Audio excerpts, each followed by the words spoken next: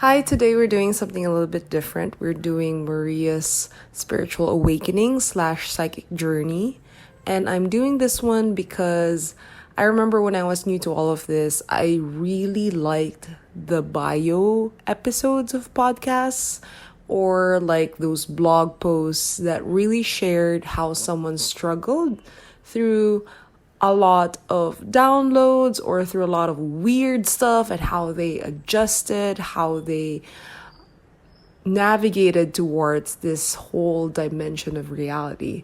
And for me, I found those so helpful because they were a little bit easier to follow because these were happening to the person, and the most qualified person to talk about it was right there explaining how they got themselves through it, how they navigated it. So I thought that even if I really like sharing the tools and the stuff I know grouped in very convenient subjects, I thought that I would also just share how I got around to all of this. Also, just to contextualize why I'm so hungry for explanations, because I've had these experiences. Yeah.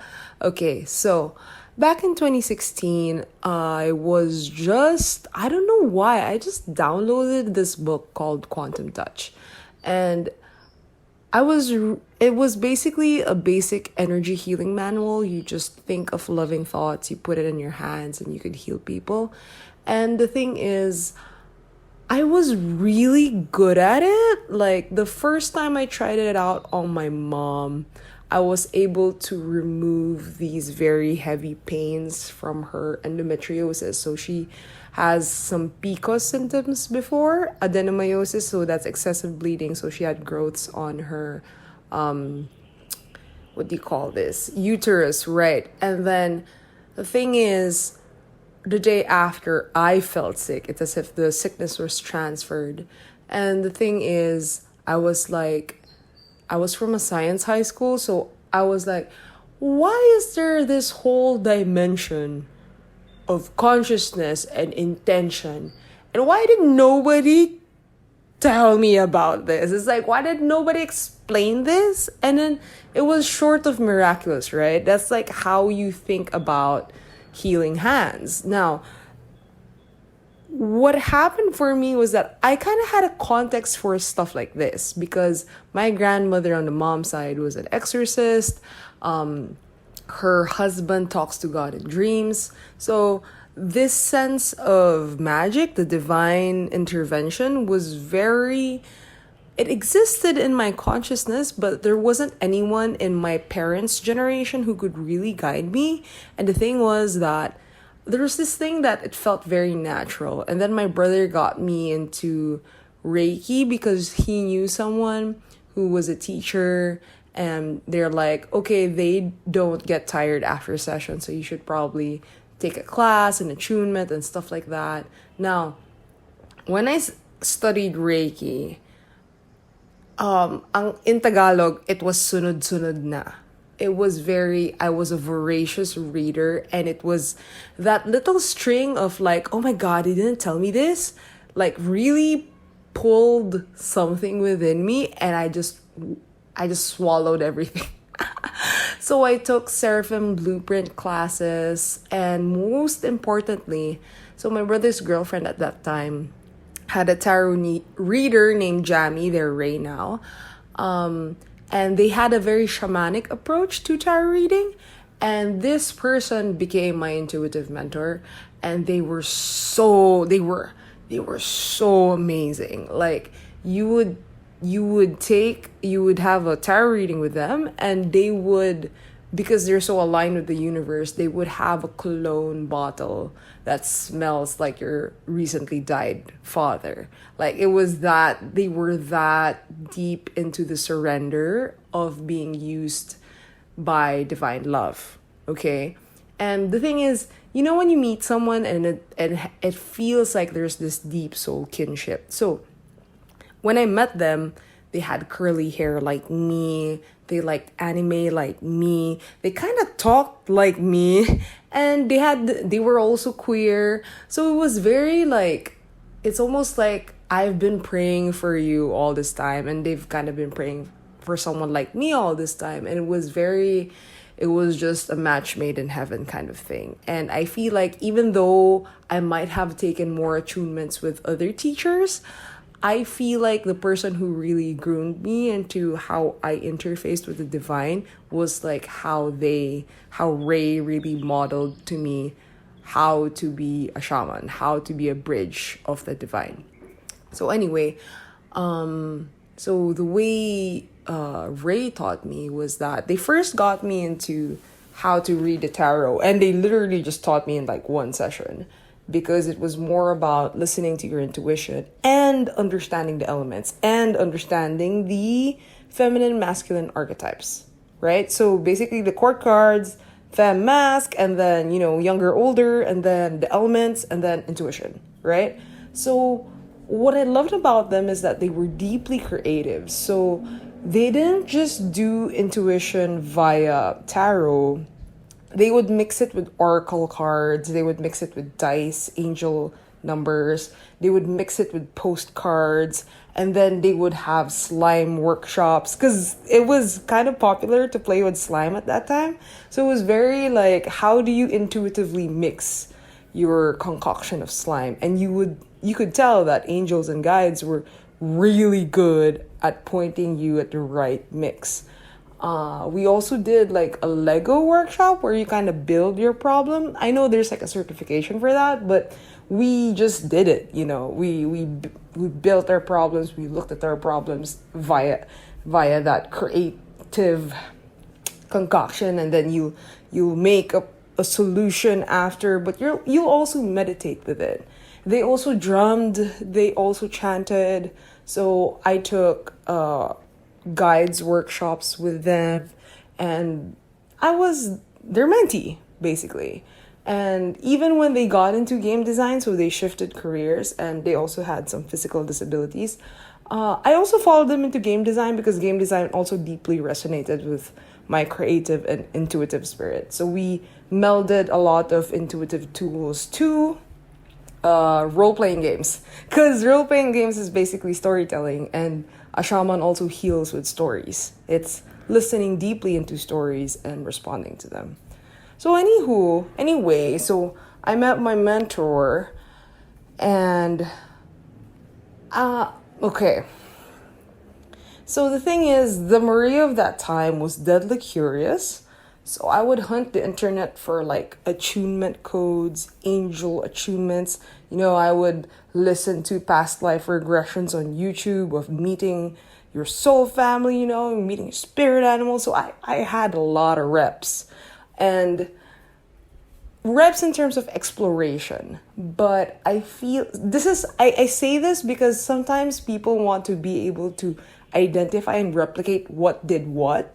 But the thing is, I was just seeking, and I was just consuming everything with just a willingness to learn, right? So when I say that I learned how to journey on YouTube plus my mentor, every night I would have Anthakaranas. So Anthakaranas is this symbol that helps you protect you in dreams, but also bridge you to the 8th chakra, which is, helps you go out to the cosmos and stuff. So I would have a lot of these Anthakaranas on my bed, and I would write intentions to learn, literally learn, and I would have really long dreams of being initiated and talking to a lot of guides.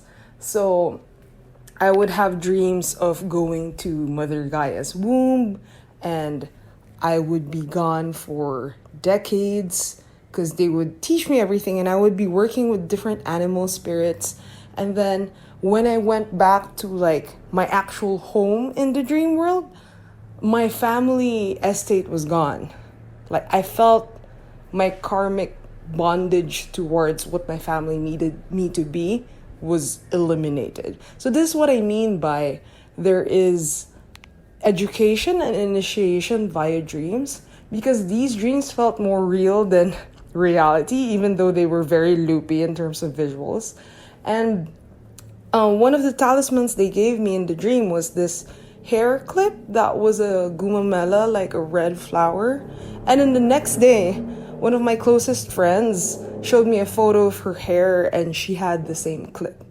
So it was they were very, very adamant of making me feel that, okay, we're training you in a different realm. Yeah, so so the dream world, right? So that's like one of my trippy dreams. I have another one that I feel like is worth mentioning. But I also do want to say that I had a couple of instances. Oh, God, I think it was 3 instances that maybe I should share. So one of them is that I had this really deep angel attunement. And the next day, everything collapsed. Like, my concept of money, I would go to a mall and I'd be like, whoa, these are all dead people. Like the energy of images lost meaning. And I was having a hard time piloting like my ego persona because I was just whammed out into the divine. It's almost like I was experiencing nothingness. And it was so shocking, but it also felt so real. So you know how they say in this realm, there are a lot of veils. Like, I could see the veil. Like, it was like stuff was blurry and it was like, oh wow, this is just a dream. So I was relatively young then, so it was kind of hard for me to be like, oh, okay, if none of this is real, you know what I mean? It's like, how do I invest? How do I force myself to care about linear stuff, about money stuff, about career stuff, if, my soul was doing all of that?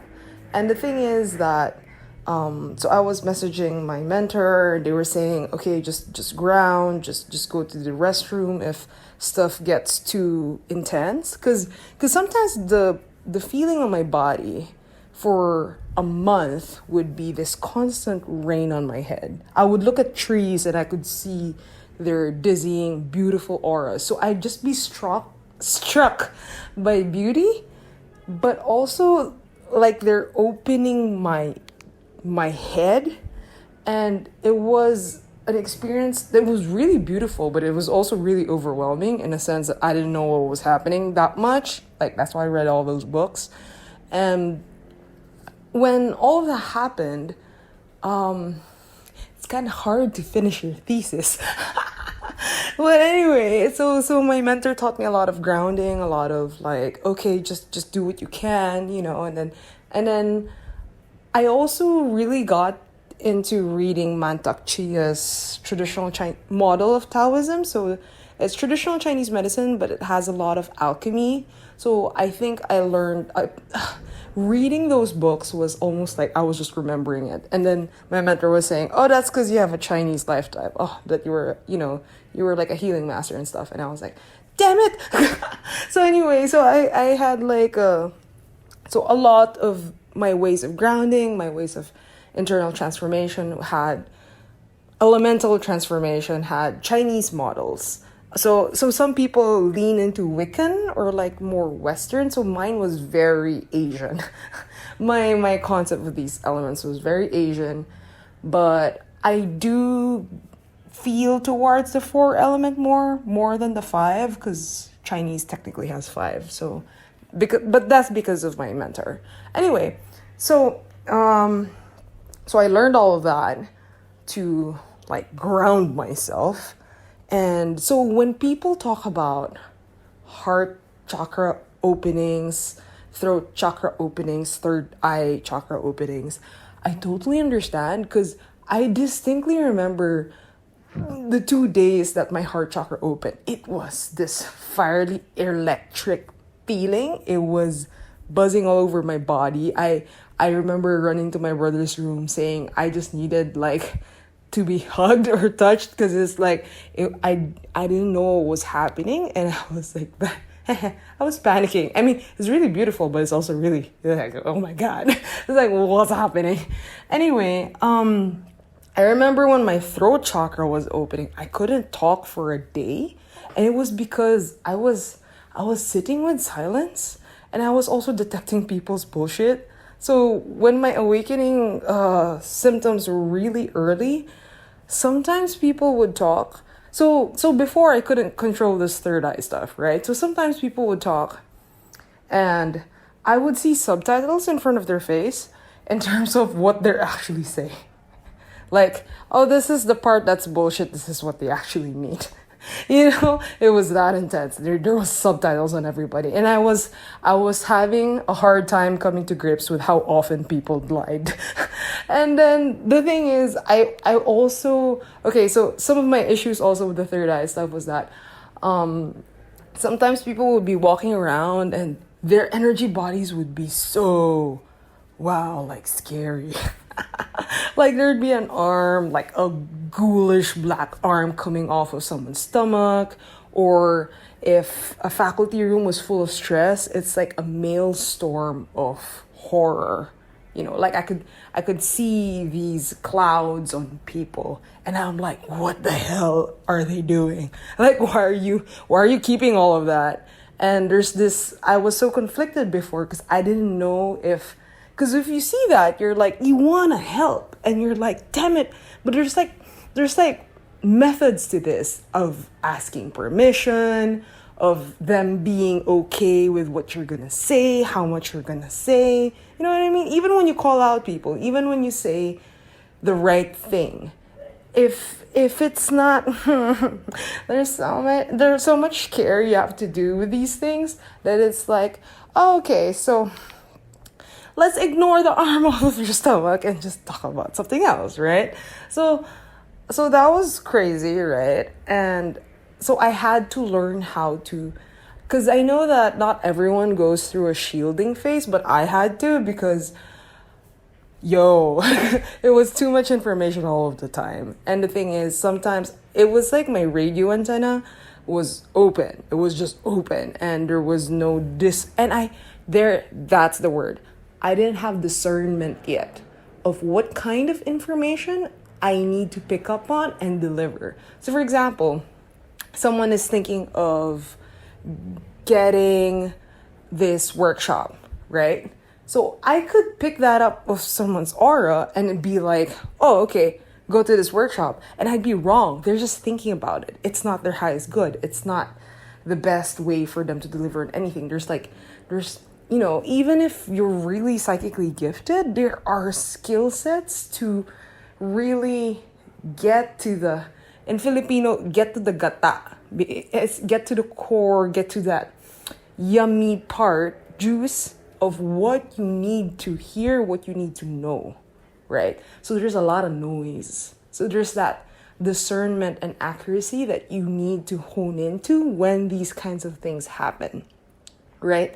So one of my first mentees, we called this siddhis, because like in yogic cultures, when you have these developed energetic bodies, you would get siddhis. Some Christian cultures have called me having charisms, but I don't exactly, how do I say this? I don't exactly buy it. And then some people who do spiritual work actually don't promote developing too much psychic stuff because it is distracting. And I'm like, yeah, that's true.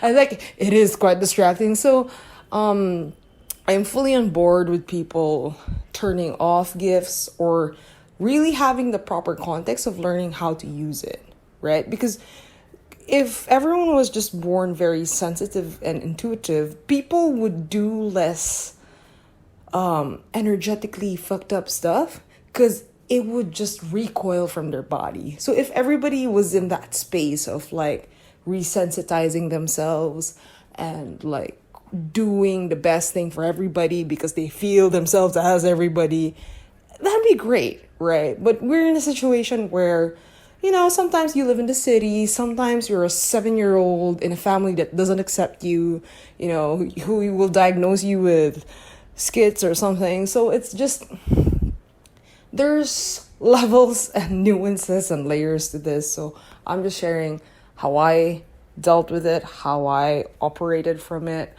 One of my favorite teachers was Amara Strand. So she's enlightened, but she's also very super sensory. So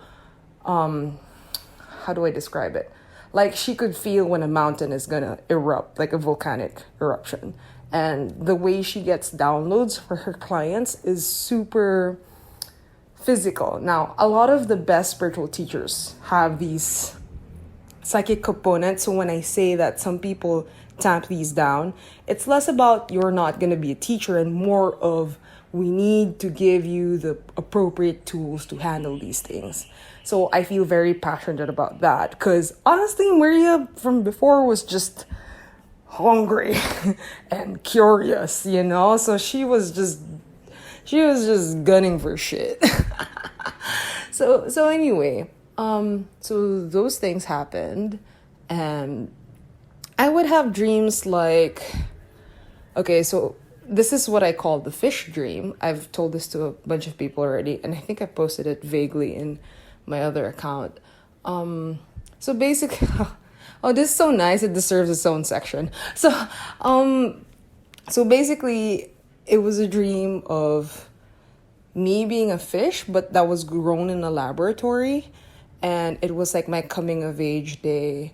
And there was this school principal telling me that, oh, we must worship humans. If you're good, you go to the ocean where we all came from, which is a myth to us because we all grew up in pools and aquariums, right? And they're like, and she was just preaching, right? And then I was with my brother and a friend of mine, and they were like an angel devil on my shoulders. My brother was like, oh man, she's just spitting bullshit.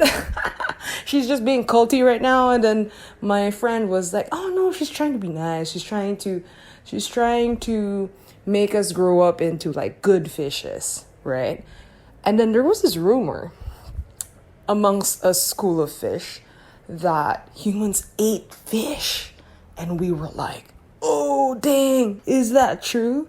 And I was so my brother and my friend were fighting, right? And I was like, I just really wanted to know. I think that's one of my characteristics early in my awakening process. I just really wanted to know the truth. So I skidded to like the illegal parts of the aquarium / pool. And I saw a person. I was like, dang, that's a god. And then I flipped out to the ground. You know, I was ready to die basically just for his attention. And I was like screaming, what was I screaming? I think I was screaming like help. Yeah, help, yeah. Because I remember, because the guy said, oh my God, it's a talking fish, right? So he got a blender and he filled it with enough water that I don't hit the blades. But you could see the blades as he's scooping me up. And he was like, oh my God, what do I do? So he went to the reception area of like this aquarium research. It's not really a research place, but you know how those fancy aquariums that you could kind of hold events in. So there was a reception area and someone was getting married. So this waiter guy, so he had the full on, you know, the vest and the apron and stuff. So he went to the manager and he was like, sir, what do I do with this fish? And it's like, and then he couldn't say that I was a talking fish, but he was saying, and then the manager was like, oh, you just throw it in the ocean, duh. And they're like, I was like, the ocean's real? Because in my consciousness in that dream, you know, ocean was heaven. Also, I might have skipped like a detail, but I was a person in a pod watching this like a film. You know how you, in those past life regression books, they talk about how we plan our lives and then we kind of sketch them out before we jump into them. So it felt like that. It was like a viewing deck room kind of thing. And I felt like my parents were like in other pods. But anyway, so, oh my God, the ocean's real. And then the waiter went up to the beach because, you know, it's busy and it's like nighttime. And he threw me to the beach and then he ran back. And then the next thing I know, I was a person and I was wet. And I was wearing a wedding gown. It was my wedding. And I saw pearls on the beach. And then I just knew that they were mine. So I wore them. And then, like, Birth of Venus style, a guy emerges from the ocean. And, I was like, dang, that's my husband. Like, he doesn't even say anything. It's like, I knew it. Like, it was a very visceral knowing. It's like a recollection. It was like a deep coming home. And it was like, and he says, like, ang tagal mo naman. So basically, that took you a while. And he says, let's go home. And he was pointing at an island in the ocean. And so we had to swim there, right? And I was like, wow, I kind of suck at swimming with the human body, right? But also, I'm a god. And I was like, what? I'm confused. But we eat fish. What the hell? So anyway, so when we get to the island, it was really nice because my other husband was there and some kids, and then I had some aunties. And they just felt like very familiar souls, like soul family. And then the dream ends there. So basically, that's an example of a quite loopy dream that feels like an activation and stuff. And so when I say that I have had loopy dreams, probably for a good year and a half during my awakening, because there was a very distinctive dream where Gaia was like, okay, you're spending too much time in dream world. We will send you back. It was a very clear message. It's like, Maria, stop spending too much time here. So like my mentor was telling me, oh yeah, because you have like 9 portals in your bed. How do you do that?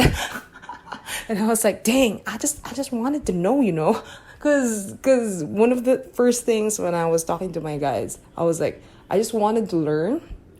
And I got this book called Antakarana.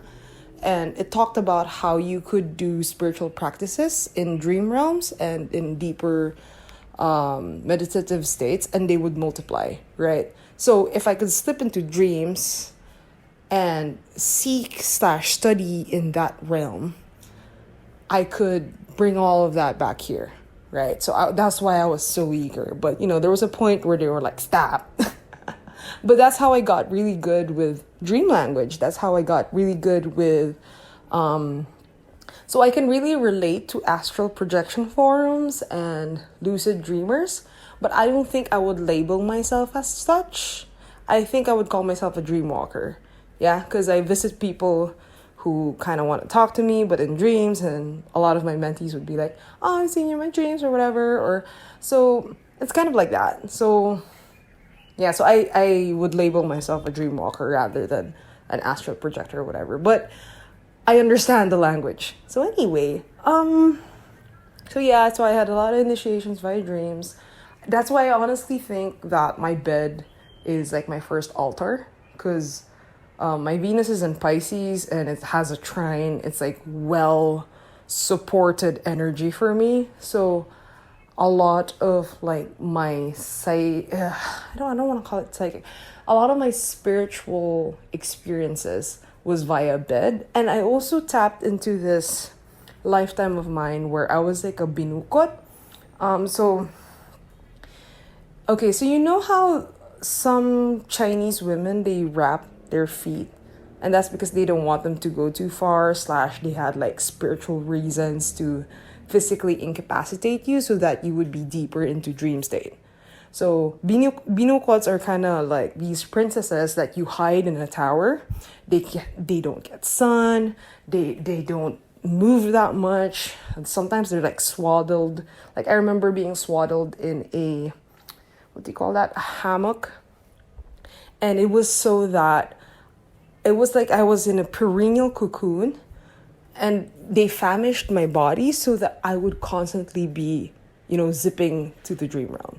So I know it's not typical, but I know that there are yogic practitioners who are like, oh, being seated is like the best for like spiritual practice. I'm like, okay, but for me, lying down is also really powerful because that supine position is how I go to sleep, right? So I do a lot of dream work. So that's why I feel really confident about instructing this, because I've been there, done that, done a lot. And then now I'm only doing I wouldn't call it maintenance, but it'd be like I'd go there, but my focus wouldn't be there anymore. You know what I mean? Because they explicitly told me to focus on this life. So yeah, so that's why my focus has shifted. So anyway, some of my earliest mentees were people who were telling me their nightmares, and I was telling them how to control it. The issue with this is that I was kind of in the cusp of graduating from college, right? So imagine like a new adolescent who's trying to make their way into the world, trying to find out who they are outside of a school schedule. And all of this on top of it is kind of crazy. So I feel like my awakening had to be very integrated with me learning how to operate my persona and also just really attend to the needs of my persona. So for example, even if I unraveled a lot of quote unquote karma via the dream realm, and even if I had like a lot of beautiful, there's a samadhi experiences, but it's just a moment, right? It's almost like I looked over the garden wall, but not crossed over. We'll see. Anyway, even if I had like these samadhi experiences, and it dissipated a lot of like desires from my body, like for example, money and time. Like I was literally like, time's not real. I was like, no, I have proof. Like I experienced it. But anyway, so when all of that happened, it's really funny that my persona still wanted to make art. I still wanted to be an artist. It was so humbling for me to realize that even when we have these big experiences via our like 7th, 6th chakra, your navel, bro, like your root, your sacral, they still want to do some stuff. And as long as that's not done yet, your upper chakras can't fully support you. Or can't like upgrade more because you still have drama down there like you need to address. So anyway, I still wanted to be an artist. I still wanted to move out. In the Philippines, that's not super. It depends how common it is. So it's not a given, is what I'm trying to explain. So anyway, I was navigating, wanting to be an artist, needing to make my own money, and how I resonated a lot with Ray because they had like a lot of mediums. I was that weirdo. I was into dancing and, not just salsa and, partner, expressing the duality and the polarity via partner dancing. But I was also into embodiment work, somatics, journeying via the body, right? I was also, so that's one whole thing, right? But I was also a writer. My Pisces was also a poet. I was also writing games. I was healing so I killed my inner artist back in high school because, I was in a science high school and I thought being like logical would be, my family like had a lot of, lawyers, doctors, military men. So it's like, I literally didn't, I was so jealous of families where you're like a family of artists or like there was like at least like a relative, right? So mine is like, no, my closest artist relative would be like 2 degrees down. Like intimately, it's like, nah, it's like all alpha business, bro. So it was very hard for me to feel supported in terms of like a lot of my artistic pursuits. Especially that they're quite ritualistic, right? So anyway, funny. Anyway, so I was writing and I was also drawing. So I do a lot of abstract art as like attunement. So I would channel how Archangel Raphael feels because, he'd visit in a dream and stuff. And then Archangel Michael and stuff. So it was just a lot of that. That's why I really resonated with being a shaman because shamans in indigenous cultures weren't just one thing, right? They would dance, perform ceremony, they would paint what was the lesson that they were going to learn. They would read stories, tell stories, and then they would do client work in a way, because they would help people eat right so that their bodies would be fine. So this multifacetedness in this world does not make sense, but in older cultures, this was perfectly normal. This was perfectly normal, that if you had that access to that dimension of life, of course it translates to art, to food, to how to take care of your body, to how to guide you to your transitions in life. Like it was just a whole deal. It was a package. So anyway, I was grokking the shamanism, right? And then I was trying to do the artist stuff. And I ran away from home for a bit and moved into my own apartment, made dough as a layout artist and as a writer. And I'm really proud of that, because I always took on projects that I really liked. Like I was working with indies that I was in full support of. So we were doing queer art, we were doing decolonial art, we were doing a lot of romantic games. So it's not, so some people, when I say game dev, people think I do the violent AAA stuff, and I'm like, bro, no, we were doing like the weird theater stuff. Yeah, so I'm really proud that even the way I made money, or like abundance and support at that time, was very like, these are all titles that I would still be proud of until now. I shifted a lot. So I shifted for a bit to focus on movement and dance. So I worked with a lot of like embodiment practitioners to get better, to get more nuanced in terms of like how I guide people, get more confident, so I had some certifications, and that, but more importantly, we labbed a lot. So we held space for like some of my friends who had trauma, and also like just, yourself, right? That intimacy with your own body. That's why I'm quite good with like tantric models, because 6 years I'm a salsa dancer, and I learned both the female and the male role. So that the energetics of feeling for where your partner is in terms of how they are leading you and how you should receive them is something I learned way before this awakening stuff, right? Like I was in love with the poetics of that way back. So when Mata got me to hold the masculine pole for like a divine feminine workshop, I didn't have any gender dysphoria, because I do that in socials. I would lead women as a quote unquote guy, right? And I feel so happy when I do that, because I feel like I'm teaching men how we women prefer to be treated. And yeah, my pronouns are they, them, because I feel like I'm a collective, and it's less about being non-binary. But I guess it's more convenient to say that, because non-binary is also like a loaded term. But anyway, I'll get to that. I should get to that. But going to the salsa thing, right? So that's so funny, because I would go to socials, and then when my third eye was real open, I would know too much information about the guy, and I was like, God damn it, I just wanted to dance. I don't want to see what your fears look like.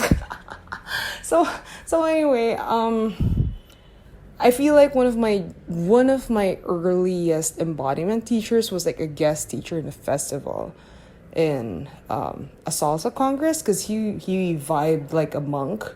And this was way back. This was like 2017, 2016. And this is for the Philippines, okay? So maybe this is common in other countries, but for the Philippines, this was new.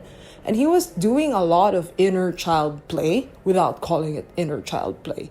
And a lot of rectifications of feminine and masculine wounds via gesture and embodiment, meaning you need bowing to the feminine. Literally, like you bow to each other. And people would cry, I was like, what the hell am I in? But I'm like, I want to be that guy, because so this was Kwenda Lima. He had incredible presence. Like he was so calm. Like everyone was so drawn to him, because it felt like, it's not like he had the answers, but it was almost like, how are you doing that? Is the question. So he was teaching breathing techniques in a dance congress. So it was pretty trippy. But anyway, if my grandmother was the seed for me to understand that you could talk to God intimately, I feel like Kwenda was my seed in terms of, oh, you could heal via the body that has less story, because my shamanism has like a lot of story involved. And then it was like, and then dreamwork, right? Anyway, there was I feel like this is the last thing I'm gonna say about, because I know that this could be a lot. Because I feel like there's some folks when they listen to my stories, they're like, oh, I get it. I've heard that on the internet. And some people are like, what? They need time to like digest stuff. So I'm also trying to pace this humanely. Anyway, so there was this time I was talking to two of my closest guides. So one of them's Jeremiah, the husband that emerged from the surf, right? He vibes like a Leo. He's very energetic. He was more evolved than me, obviously, because he's a guide, right? And there was a time that I was freaked out because he was suggesting that he pilot my body for a time. And I was like, what? Is that a possession? and then I was reading this book called Multi-Soul Theory, saying that there are lovers and friends, and even some just karmic stuff, where they choose to incarnate in one body. So basically, if you have a body vehicle, which is your car, there's one pilot, but there's like people in the back seat. And the thing is that if you know Steven Universe, you know how like Ruby and Sapphire, they dance together and they become Garnet. So it's like that. It's like Voltus 5, you vault in and you become this bigger being. So that's the peg, right? So I had this crazy theory that I was a multi-soul. That's why I totally get the two-soul stuff, and that's why I'm a they, them. But anyway, I was like, I think I'm not one soul. I think I'm three. Because remember how I said I had two husbands?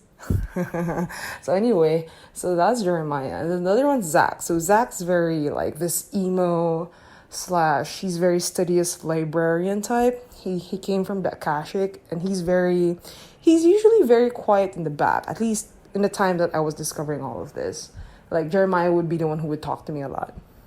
And M was panicking. So imagine the stress of becoming an adult outside of college, and all of this is very, very overwhelming.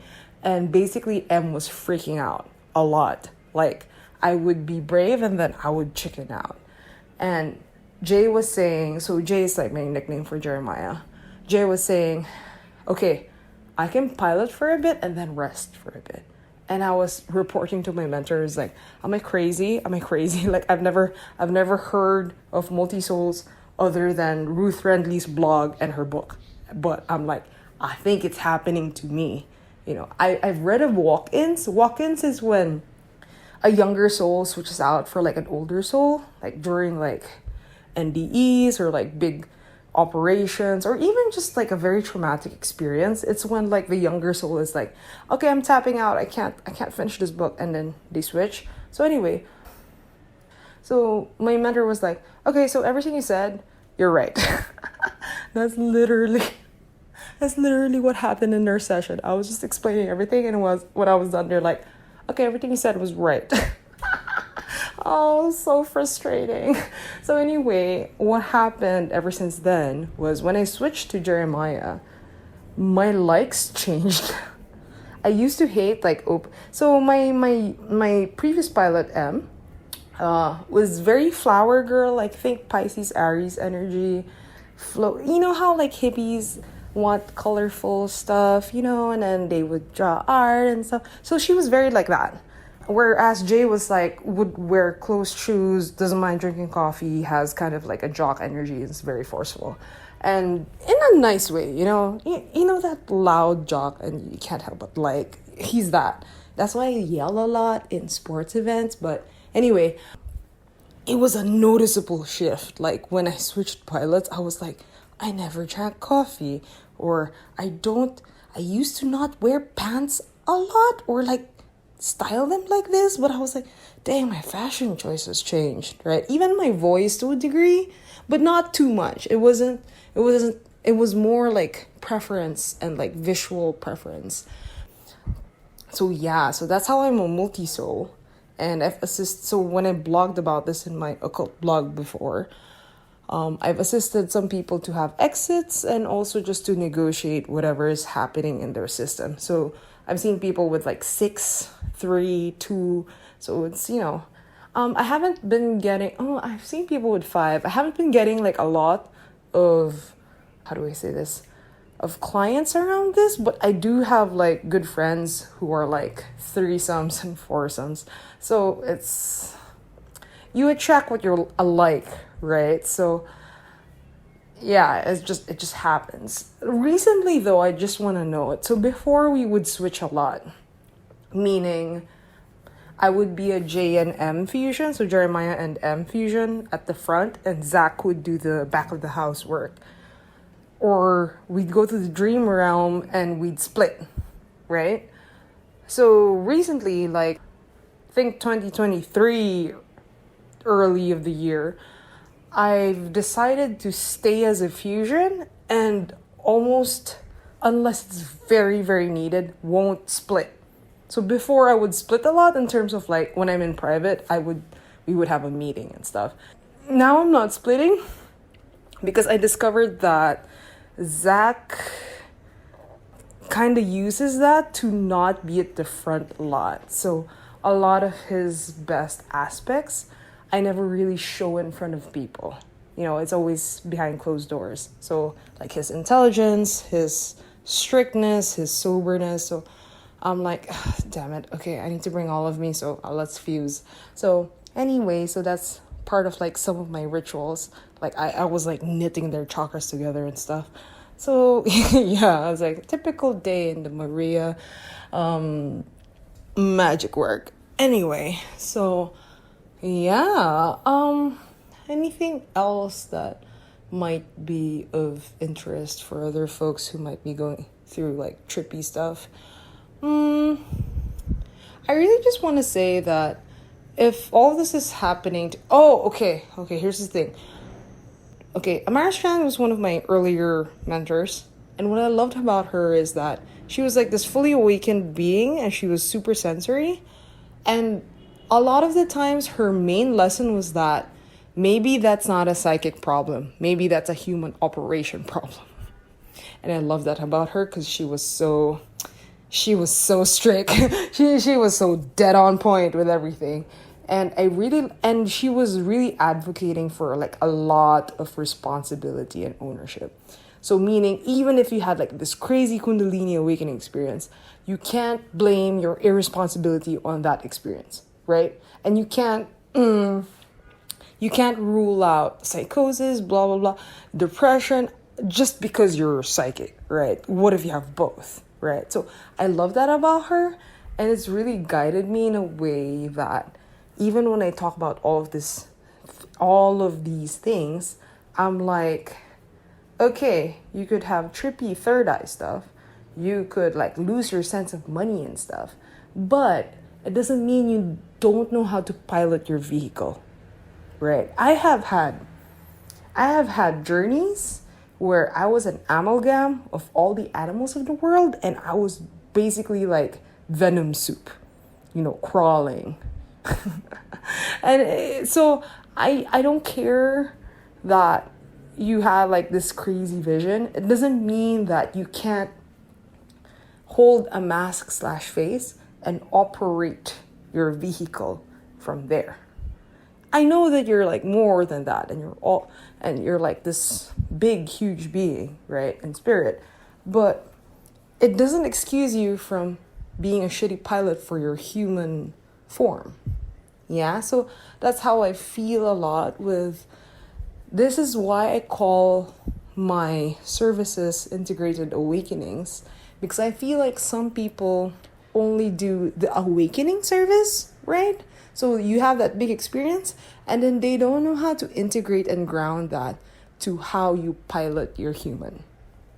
So like, oh shit, what if I don't have a concept of time? How am I gonna do goal planning, right?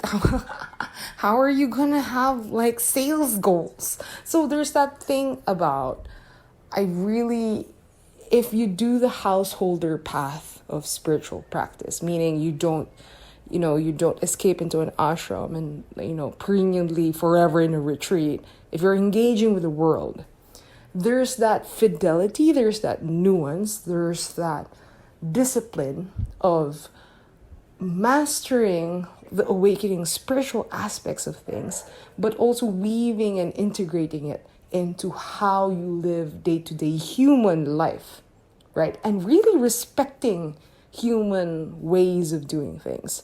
So it means that, okay, so for example, I see someone who's like, doesn't want to awaken, right? Okay, here's the thing.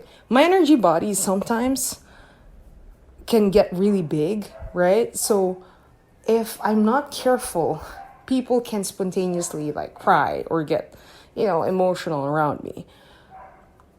I respect people enough that I turn that off if they don't want it. So if someone's like, I don't want to experience God, right? I don't want to experience God. I want to live my limited story. I need to respect you enough to not touch you, not touch your energetic body, because our energetic bodies are huge, bro. So we end up touching each other a lot. So anyway, yeah, because I feel like the reason why people don't operate their human vehicles elegantly after like big cosmic experiences is because there's a slight inadmittance of the beauty of the human experience. You're like, oh my God, you're like finding all the cheat codes to like burn the karma, and I'm like, yo, bro, just walk your human path life and then see just how much karma you can burn or have space from. So it's less about, there's less bias towards what's better. So that's my general advice for people who might be having these experiences and be like, I don't know how to situate this in my life. Simple. Do both. But make sure, how do I say this? The spiritual / awakening process has a lot of chaos in it. Okay, it's in Filipino, nagkakalkal ka. You're excavating stuff, and there's like it's a very masterful ignorance / mysticism. So every time you're doing something there, you're kind of fucking up your human a little bit, right? Because you're like messing with the fuel. So that's the thing. And think that all enlightened masters that walked the human path, meaning they were human for a while, they weren't like non-physical entities, they had to do this. Yeah. They had like a cosmic divine experience, and they have to like haggle with people. Right. And it's just different cultures. I mean, different contexts and stuff. So think of Krishna, think of Buddha, but also think of Jesus, right? Or think of, this is why I like Elmira Strad. Think of the enlightened folks who are janitors or who are like marketing people. Right? What if they're just down the road? What if you've actually met some and they've fully cloaked, they've fully respected your boundaries, such that you never had an experience with them because there was no receptivity, right? So anyway, I'm just saying it's possible. I'm just saying that there is references and like the path exists, okay? I would claim that I offer something of that flavor to the awakening that at least I experienced, Yeah, and that's what I want to say.